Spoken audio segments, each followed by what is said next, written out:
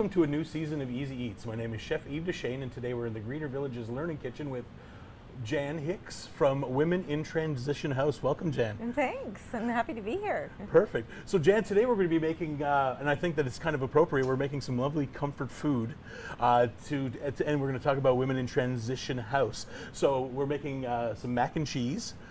But before we get to that, tell us a little bit about what Women in Transition House is. Women in Transition House is, well, I even call it a home. Okay. Women in Transition Home is a place where women and their children can find safety and refuge from domestic violence. Okay, and so that's that one. Is it one space? Is there multiple spaces? I know that we can't really talk about it because it's a safety issue, so we can't say it's at 674 Riverside Drive, right? That kind of deal. But yeah. Exactly. So it is a secure home. Yeah. So we do have a confidential location. The house is it's like I said, it's like a home. So we have a kitchen, we have a laundry room, we have a living room, we have a playroom, and then there are rooms that the ladies can stay in. So they sleep in their rooms and then join in amongst staff and amongst other residents that are there. So, they have complete access to the fridge, the stoves, the microwave, whatever they need. And the only thing that really, their only designated space would be their actual bedroom or their children's bedroom. Okay. So how long has Women in Transition Home been in existence here in Fredericton? Probably 45 years. Wow. I think we're coming up on 45 years. Jeez. Yeah. So we've been, this is our second location. And we're doing, unfortunately it's needed. I would like, that I could be out of business, but unfortunately I can't. I think we're in the same idea. We wish we're in the business where we wish we can work ourselves out of a job. Yeah. But unfortunately, with this climate and things like that, and human nature, I guess in your case, that it's something that we fight hard against. But right. It's a hard road to trudge, I guess. It is, and we're here and happy to help, and and it's not just Fredericton; it's the greater Fredericton area. Okay. So we also serve Minto, Harvey, Oromocto, Macadam, places like that. So this tends to be sort of one area, but there are other transition houses across New Brunswick. How does one escape a situation, and how do you guys help? We're in relationship with an individual who feels that they have power or control over us. It changes the dynamic of the relationship, and eventually what happens is it turns toxic. And not always right in the beginning. In the beginning it could be perfectly fine. But over time it becomes more toxic to the point where there are patterns formed that are very toxic and abusive. And as a result, people can't live in that situation. Anxiety, depression. Some people might even become to the point where they want to harm themselves. So before they get to the end of their existence, it's time for them to go. But where do they go? We have a crisis line at the house that is manned 24 hours a day. So people can Google Women in Transition House or Google even just Transition House. And chances are you're going to come up with some Google searches that will have a crisis line right there. Also 211 in the province of New Brunswick is another number that they could call, and we could get a soft handoff from that, that organization as well. So we have to screen all the calls that come in, and we want to make sure that they fit our criteria, because homelessness is a huge issue too. Absolutely, yeah. But we're there to help someone seek immediate emergency safety, because they're fearful of their well-being in life. So we screen people, and an invitation is to bring them in. So we make arrangements to bring a family in. That's pretty heavy. That's a lot. How many people do you have working for you to help you manage all of this? Because if it's open 24/7, that's a lot to put on one or two people's shoulders. Yeah, for sure. So I have a staff of, I guess, 9 crisis interveners that are there, again, around the clock, just making sure that, again, it's a secure shelter, so we have cameras and things like that, but they're monitoring those things all the time, and making sure that the women can relax and get a good night's sleep, so they can actually bring down that hypervigilance that they've been living under for such a long time, and get into a new routine. Sometimes when you're dealing with an abuser and they keep you in this power and control situation, they don't allow you to think. They keep the emotions up and down, and sometimes you don't even know your own name. So to be able to come into a place where you're safe and let your system relax, so you can think, okay, logically, what do I do? How do I get to the next steps? Where do I need to be? What's best for the kids? What's best for me? Where's my support? And a lot of the ladies have been isolated, so they don't have much support in the community. Somebody like myself may never go to a domestic violence shelter because I have a mom or a sister or a best friend, but a lot of our families are isolated, and they don't have that community network around them, and they are isolated, so they really need us. So once you've got them away from that dangerous situation, once they've had a chance to breathe and I guess regroup, then the house or the home helps them or channels them into where they need to be, helps them with job search, apartment searches, maybe reconnecting with family that are away that may be able to help them. Exactly. And we start trying to build community around them. And of course that gives them their self-confidence back too. So, it's harder today with cell phones because someone is always able to connect you. Yeah. But, just a little education around, I guess accessibility, and know that they have support there in the house, and get them involved in community or some community groups. We assess, financially where they are, what they need help with, housing, sometimes their mental health and support, because we want that mental wellness. Jen, that was a whole lot of information to absorb. Thank you so much. What we're going to do now is we're going to throw you a quick break, and then when we come back, we'll talk about making the mac and cheese, and we'll continue on talking about women in transition home. Okay, thanks so much.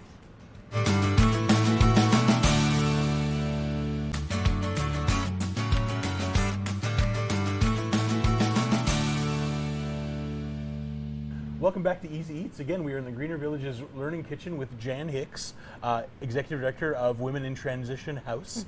And we're here to make some macaroni and cheese, a great comforting food. This is one of my favorite recipes. This is a recipe that I've kind of been toying with a little bit. So when I asked you to come on and I asked you what to make, you said mac and cheese. I'd like to learn how to make a good one. Yeah. And I was like, I'll share my recipe with you. So it's great. really, really easy to make. All we're going to do is we're going to start off with butter. You can use butter, margarine, or oil, but we're going to start off with making a roux. So probably about 2 or 3 tablespoons of butter right in there, and we'll just kind of let that melt. And while that's melting, you can kind of stir around if you want. And it's getting a little bit brown, which is nice because I wanted a little bit of that brown butter kind of feel to it as well. So that's why I started off hot, then I turned it down to low, and then we'll just kind of get that going right there. And while you're doing that, I'm going to grab a little bit of olive oil, and I'm just going to probably put about 2 or 3 tablespoons of olive oil into this breadcrumb, and we're going to make some bread crumbs for the topping. And then I'm just going to grab a pinch, say about 2 or 3 tablespoons of Parmesan cheese. We're putting about 2 or 3 tablespoons of everything in there, and I'm just mixing that together. Awesome. So now that we got that lovely melted brown butter, we're going to add flour, the same amount of flour in it. And then you're just going to mix that until you get a lovely roux. There you go, put it all in there. So that's probably about a 1/4 cup, maybe a little bit more. There we are. So while you're doing that, I'm also going to be adding some garlic to that. And you're going to notice that I didn't add it with the butter because we really don't want to burn that garlic. All we're doing with the garlic is we're just kind of bringing out a little bit of, the aroma of the garlic. Yes, I can start to smell that now.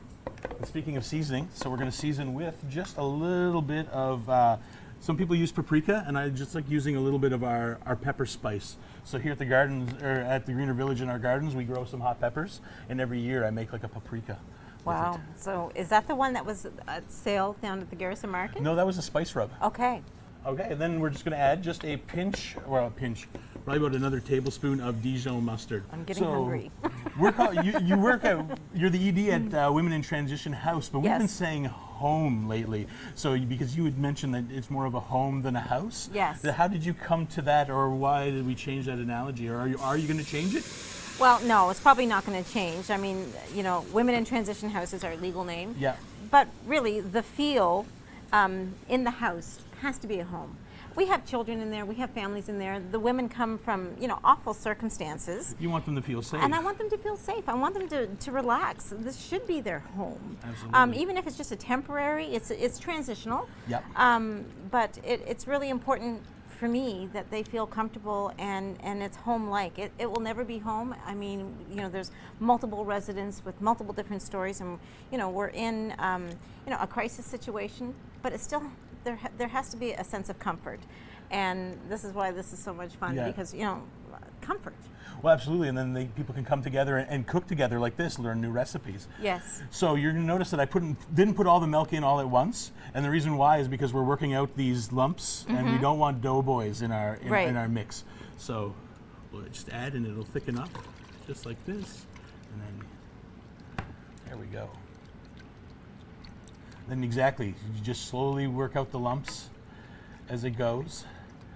Now, if you wanted to make this gluten-free, we wouldn't use flour. I would use cornstarch instead. Okay. And I wouldn't create it like this as well. What I would do is I would take a little bit and I would mix it in with the milk. So I would do the same thing. I would saute the garlic up a little bit with the butter, and I would put the spices and kind of warm everything together. And then when I added the milk would have what's called a slurry.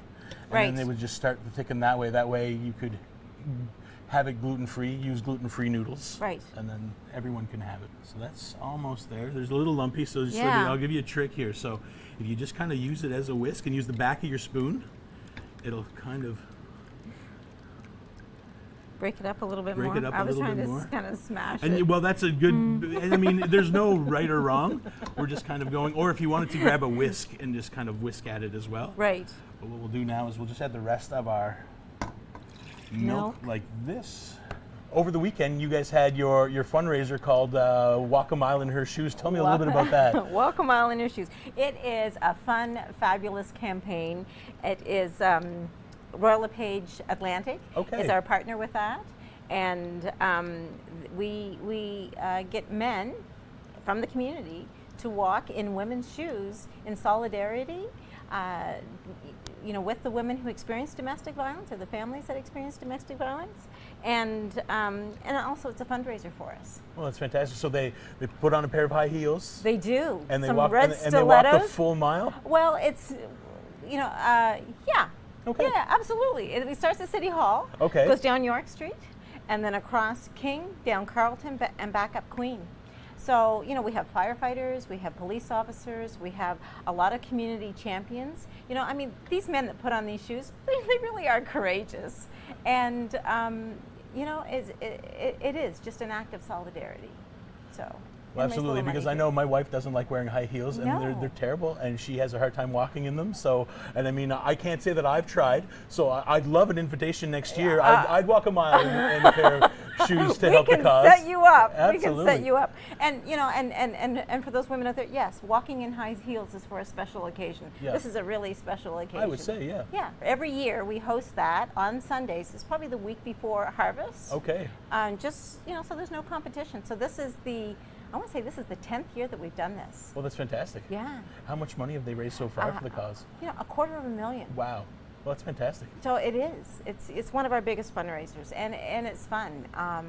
So even if you don't say, you know, you don't feel comfortable walking, you can sponsor a walker, or just even show up and cheer some of those walkers on and give them encouragement. So, you know, we all like all sorts of noisemakers or music just to keep the energy up, because it does get a little painful, you know, when you're coming up Queen Street. Oh, I can imagine, You've already done a lot of the walk. So, yeah, anyway.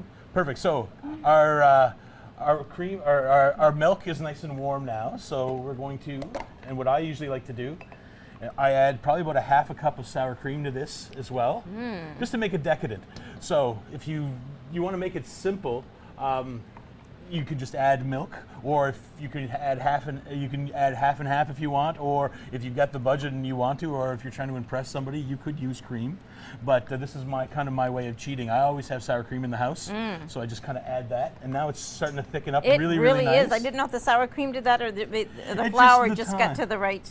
To the right temperature, yeah. Right. So now it's at that point where it's not too hot, that it's going to boil, but it's going to melt our cheese wonderfully. So I'm going to add about 4 cups of any kind of cheese you have kicking around in the house. So today I've got this lovely farmer's cheese. But I mean, if you have cheddar cheese, add some cheddar cheese. If you have mozzarella, go ahead.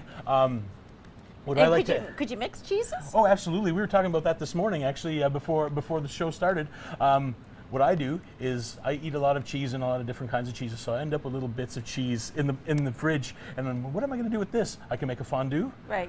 or I can make a mac and cheese. And the kids love mac and cheese, and that's exactly, and it's a great way to use up scraps. Well, and this is a great dinner or a great dish to take to like a potluck or something Well, like that, absolutely, or yeah. to have in the fridge, and you can Well, you can batch cook, so you can make a whole bunch of them and put them in the freezer, and then take them out and then slide them in the yeah. oven. And then it's one for busy parents that have kids, especially with school starting here. Yes.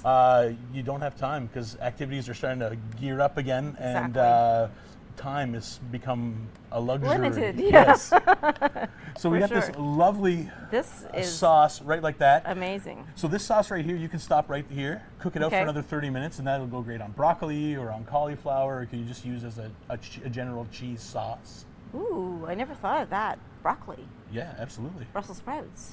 Yep, absolutely. But we're going to put macaroni in there. So earlier, before we started, I have some pre-cooked stuff right here that we made ahead of time. So the idea is I'm just going to break this up with my fingers a little bit so it pours in a little bit easier and it doesn't splash on you. But the idea is when you're cooking your noodles is not to cook them till done. So you want to cook them al dente, which is a little firm to the bite, but a little less than al dente, so a little firmer than that even more, because this is going to slide into the oven. So what you want is you want a nice chewy noodle. You don't want one of those overcooked noodles in your mac and cheese. You kind of want texture. So now we're just going to slowly add our macaroni, just like this. Wow. There we go. So how much macaroni is in there? That's about a pound. So a package. So when you're going to the grocery store, the box of macaroni or Right. the bag of macaroni, 454 grams is a pound. Right. Is that ever cheesy? Oh, it's going to be super cheesy, absolutely. And then when it bakes, those noodles will swell. And then we have our casserole dish right here. And all we're going to do now is we're going to grab this. I'll grab that spoon from you. Okay. There we are. And I'm just going to pour this right into here, just like that. Now, I don't bother greasing my casserole dish when I'm doing mac and cheese because I don't want to add any more fats to it. So I can just leave it just like that. And then I had put a little bit of olive oil in these breadcrumbs and I put a little bit of cheese on it. And now we're just going to sprinkle that over the top.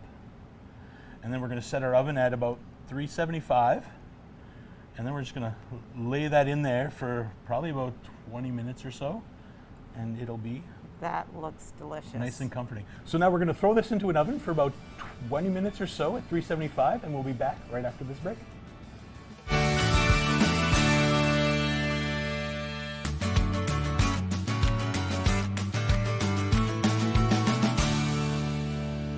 Welcome back to Easy Eats, again, in the Greener Villages Learning Kitchen with Jan Hicks, Executive Director of Women in Transition House. We're back. Our mac and cheese is ready, nice and golden brown. But before we dig in, I'm still in awe about this walk a mile in your shoes. A fantastic idea. Yes. 250,000 over the last 10 years. How can someone get involved in this? I know that the Transition House volunteers, because it's such a sensitive thing, isn't something that you're looking for. But if you're looking to support this great cause, how can you?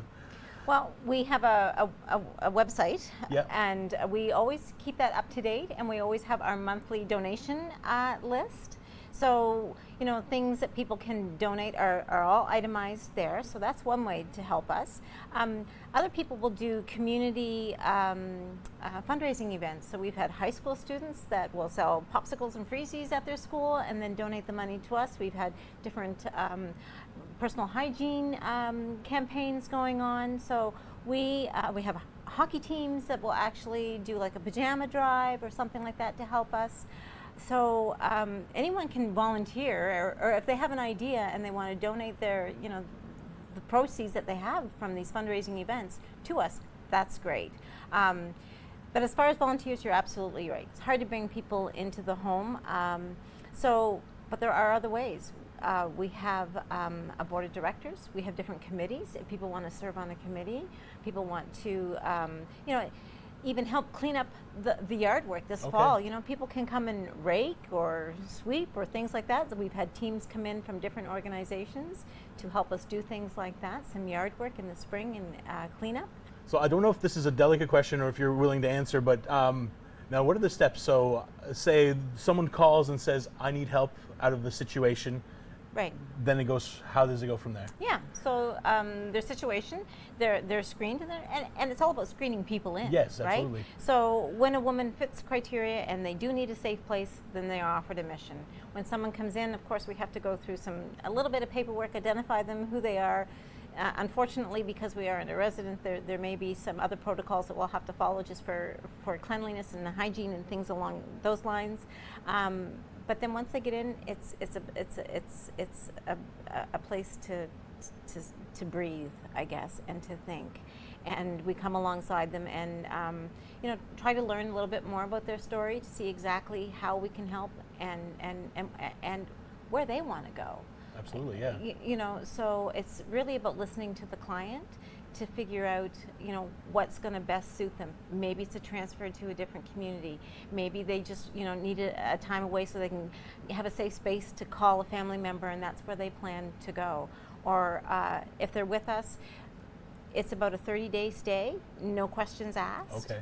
And as long as they're moving along and, looking to improve their circumstances, we've had people there for a long period of time until they could find housing or, settle their circumstances where they felt comfortable enough to go back into community. So 30 days is, what it is on paper, but that's not what it is in reality. Sometimes it's harder than that to find a new home. It takes a little Absolutely, bit and I longer. guess the adage of supporting the individual where they're at and helping the individual with their process. So Right. not really a cookie cutter. So It's you get not. them in It's- and then you help them the way they need it. No, Exactly, that's it's fantastic. case by case. Absolutely.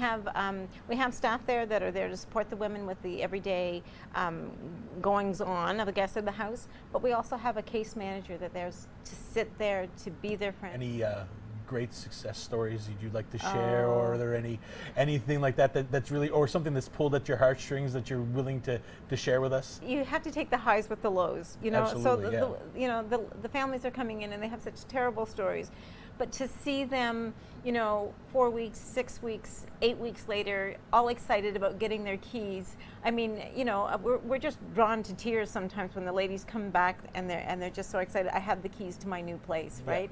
And that happens regularly. Absolutely. We have about, on average, probably over 30 women a year that come in, 30 families that come in. So thank you so much for coming in and sharing it with us. Well, thank you, and I hope to see you in some Red Heels next September.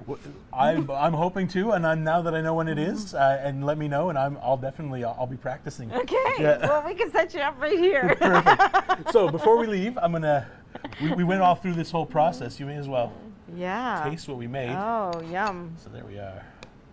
Oh, a nice scoop here for you. There you are. Fantastic. I'm just going to grab a dollop because I'm a sucker for mac and cheese. And again, Jan, thank you so much for being on the show today. Okay. And hopefully your next year's Walk a mile? Walk a Mile is a great success. Thank you. All right, cheers. Cheers.